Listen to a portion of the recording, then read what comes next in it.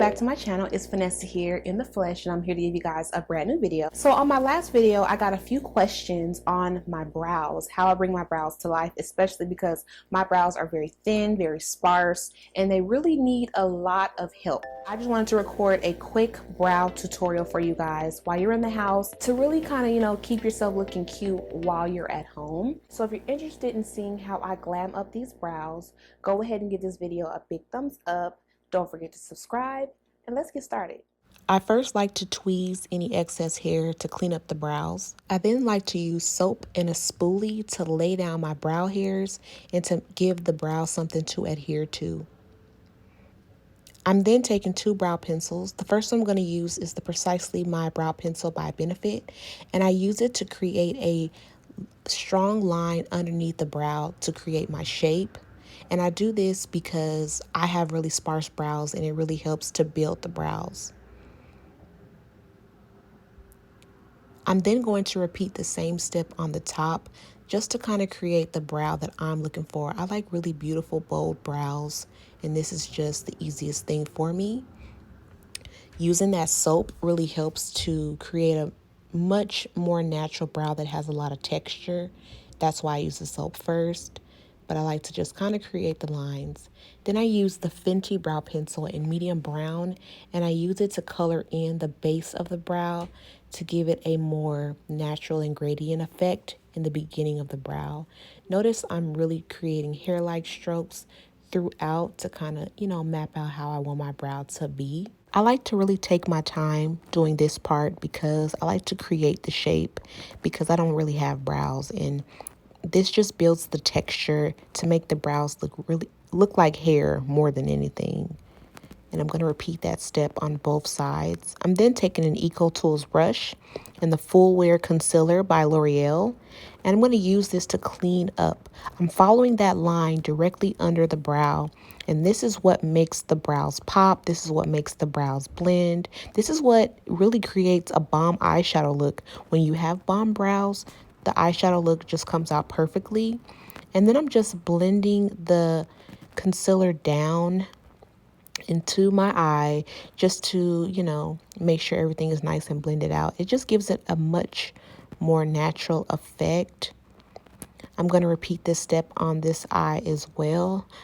My eyebrows are pretty crazy looking, so during the quarantine, it's important that you have a really nice concealer that has a really thick consistency, because when you do, it allows you, the space to do the brows the way you want to without them slipping and sliding around all day. I'm then taking my LA Girl Pro Concealer in Cool Tan, and this concealer is almost the shade of my skin tone, maybe just a tad bit lighter. And I use this to outline the top of the brow to give it a more natural effect, because the concealer I use on the bottom was extremely lighter than me, and we don't want that on top of the brow. I'm then using my Precisely Brow Pencil and just cleaning up any areas that I may have missed, and going back with that Eco Tools brush and just cleaning up the rest of the brows, blending it in as much as possible so that the brows look nice and perfected. Of course, I like to go in and just do small finishing touches to the base of the brow to make sure it's straight and even. I'm then taking this spoolie and just cleaning up the front of the brow, giving it that gradient effect that I want prior to putting on my makeup. I'm then going in with my Anastasia Brow Gel in Espresso. Alright, so the last step in my brow routine is to, of course, apply my foundation. This is the Juvia's Place foundation stick in Mozambique. It just makes my application a little bit better. It kind of gives me a guide. That's why I do my brows first. I have to just make sure everything is nice and blended out so my brows will look, a lot more natural than they would if I didn't wear foundation.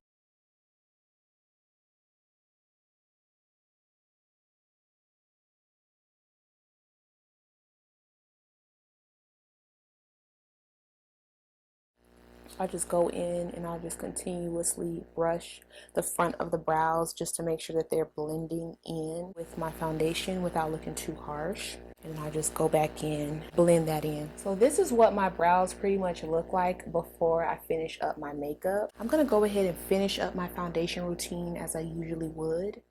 And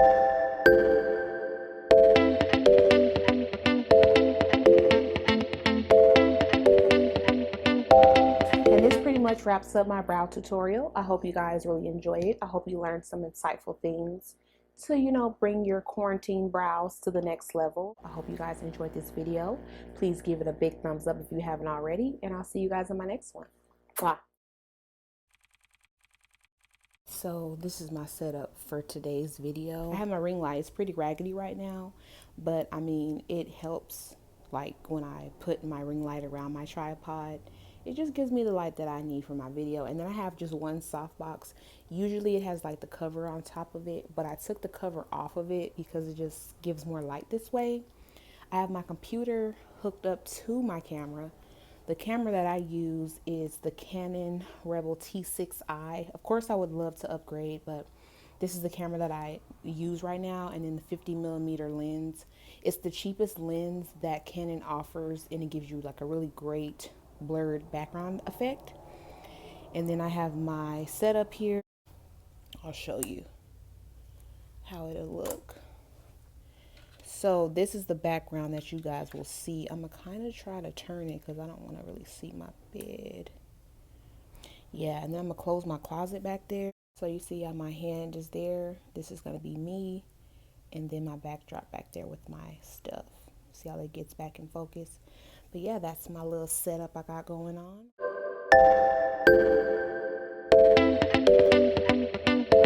So I just got done recording my video for my brow tutorial. Hi guys, and welcome back to my channel. It's Vanessa here in the flesh, and I'm here to give you guys a brand new video. Ooh, don't look at my nails. They look a mess in the quarantine. So what's usually about a 10-minute video usually takes me about an hour to do, and I have to go through about 2 hours of footage because it usually takes me about 2 hours to record. One of the apps that I really like to use to create my thumbnails is called Canva. You can search pre-made templates. I just type in YouTube thumbnail and I just picked one that I like. This one looked pretty cool. And the first thing I went ahead and did is replaced it with a photo of me. I then changed the title to Build a Brow with Me, just because y'all saw my brows. They were super duper scandalous and I had to build it. And I just moved that to where I like it to go. And then I changed the picture to the actual brow product. And this is the picture that I went ahead and used for my thumbnail that you guys will see on this video.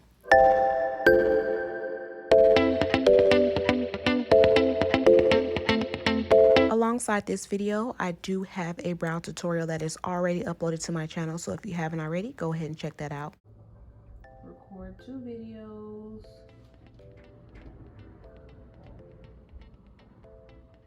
You are also going to edit both videos.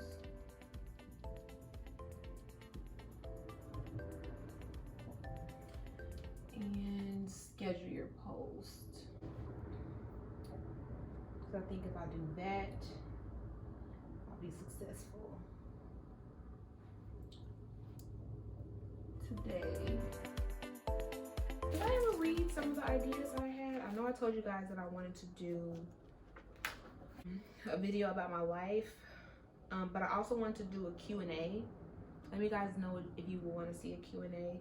Reacting to my first video. I did want to do that video.